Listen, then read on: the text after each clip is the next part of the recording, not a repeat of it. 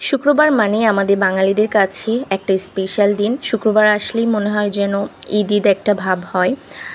তো আজকে হচ্ছে শুক্রবার, সকাল থেকে রান্নাবান্নার তোড়জোড় শুরু, যেহেতু জুম্মার দিন নামাজ পড়ে এসে সবাই খাওয়া দাওয়া করবে।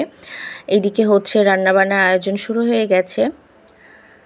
আজকে হচ্ছে স্পেশাল তোমাদেরকে মুগ ডাল দিয়ে মুড়িঘণ্টের রেসিপিটা দিয়েছি, বাট ফুল রেসিপি এখনও ডিটেলসে শেয়ার করিনি। যদি তোমরা চাও কমেন্টে জানিও, আমি এর ফুল ডিটেলস রেসিপিটা শেয়ার করব।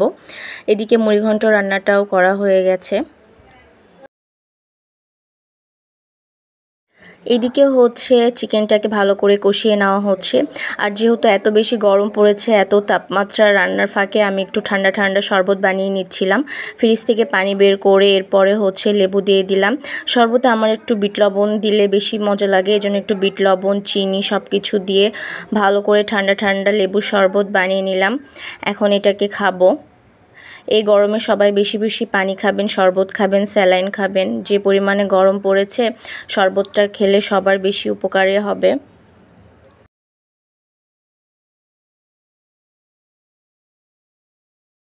দুপুরে খাবার খেতে বসেছিলাম, ছিল পোলাও, চিকেন, মুড়িঘণ্ট, সালাদ।